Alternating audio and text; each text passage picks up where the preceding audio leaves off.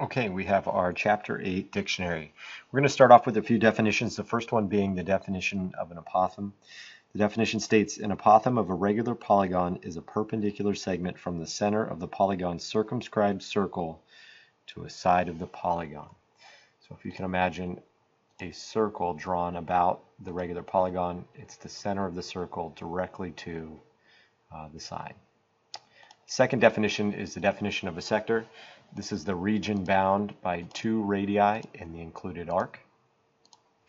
We have a segment of a circle. This is a region bound by a chord and the intercepted arc, or the included arc.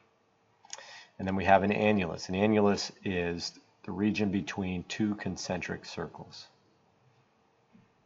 That leads us to our first conjecture. Our first conjecture is the area of a rectangle. First, what we're going to do is we're going to measure the area inside the rectangle. So we have our area. And then we're going to use our formula. So our formula is going to be, open up a text box, we're going to say the area is equal to the base times the height.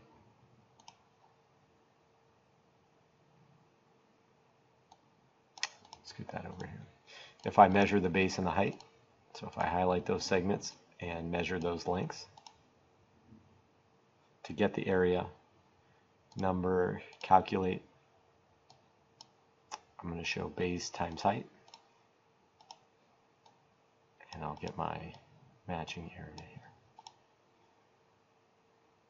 Area of a parallelogram, again the same formula, area equals base times height. So open up a text box, and we'll just say capital A is equal to the base times the height. Okay. We're going to measure the base and the height. And then we're going to calculate it. So number calculate, if I multiply the base times the height, we get 18.17 centimeters squared, or 18 and 1700 centimeters squared. I'm going to compare that to the actual area, measure area, and you can see that those are the same. Area of a triangle. The formula for the area of a triangle is going to be equal to, so area is equal to, down here we're going to change this to say 1/2. So 1/2, and we're going to say the base times the height. Okay.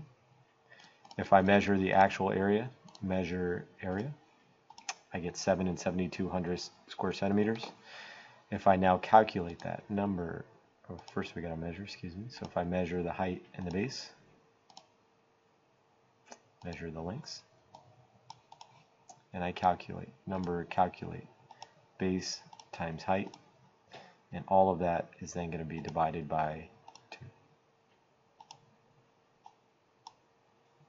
Great. Area of a trapezoid. The formula for the area of a trapezoid, capital A, area is equal to, capital A is equal to 1/2. And again, if you don't have this palette or text palette down here at the bottom, if you go to display, it says hide text palette or display show text palette. And you'll get this menu down here at the bottom. So we're going to say area is equal to 1/2. And we're going to use parentheses here. The sum of the bases. So we're going to say base 1 plus base 2. And then we're going to multiply that times the height. Oops. We're going to make sure we can see all of that here. Looks like I grabbed the wrong thing, so let's edit that. We want to make sure that says the height. There we go. Great. All right, so we got to measure a couple things. We have to measure our bases and our height, measure the lengths. So number, calculate. We're going to do 1/2 times the sum of the bases. So times the sum of base 1 plus base 2 times the height. So So when we calculate the area, we're getting 15.78. If I was to measure the area, we get the same thing. Area of a kite. The formula for the area of a kite, capital A, is equal to 1/2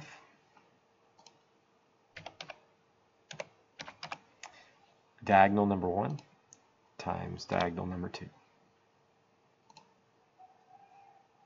Okay, so to calculate it, we're going to measure the two diagonals, measure the lengths. Let's see if we can put those together.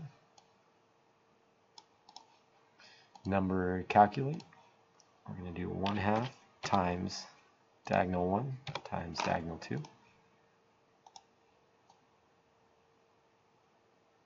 It's kind of getting,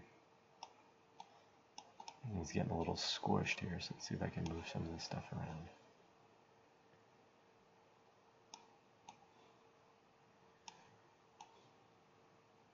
Okay, and then I want to measure the actual area. So if I highlight the interior, measure the area, you can see that those then match up. Area of a circle. Area of a circle, the formula is going to be pi r squared. Area is equal to r pi times radius squared. So we're going to use r squared. Let's see if we can change that font. If I highlight this and change it to Times New Roman, there we go, that looks a bit better. All right, so the only thing that we have to measure in this case is we have to measure the radius. So measure the length. And to calculate it, number calculate. So we're going to do radius times pi. And how you can access pi is there in the drop-down menu for values. Pi is one of your options. Okay. If I compare that to the actual area, if I measure the area, you can see that those are the same. Last one, or second to last one, area of a regular polygon. Area is equal to 1/2 times the apothem times the side length times the number of sides. So in this case, the number of sides is 6. So we'll just say, we're going to have to type this in. Number of sides. Okay. Pull this back over here.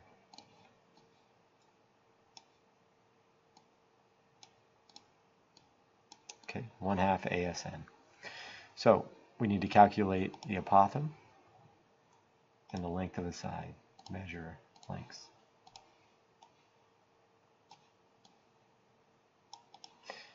Calculate.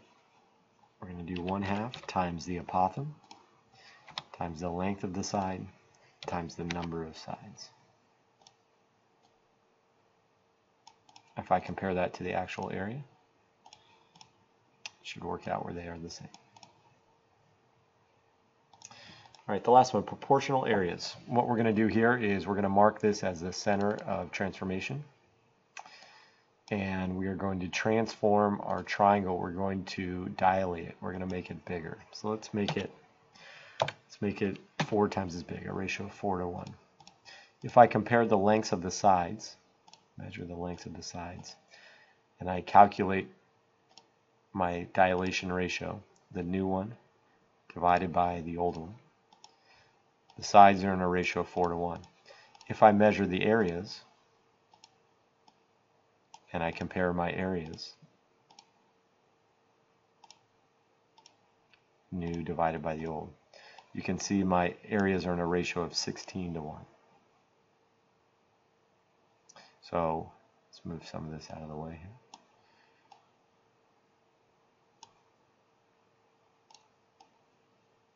So if our scale factor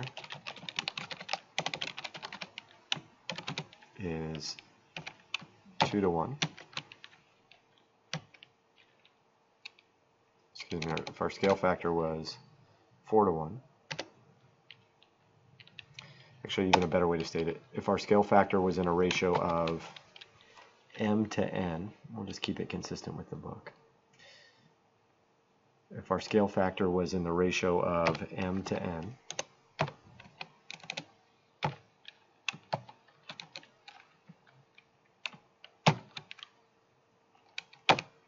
then our area ratio would be in a ratio of m squared. Let's double these up here. So do a fraction.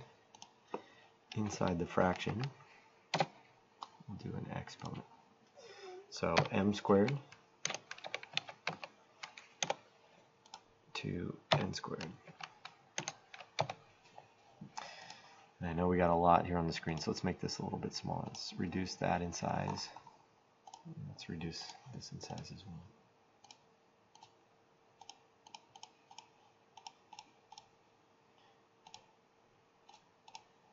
Make these a little bigger. Go to 36. Okay. So we have our side ratio. We have our rule. And then we have our area ratios. Okay. So if our sides are in a ratio of m to n, our areas are in a ratio of m squared to n squared.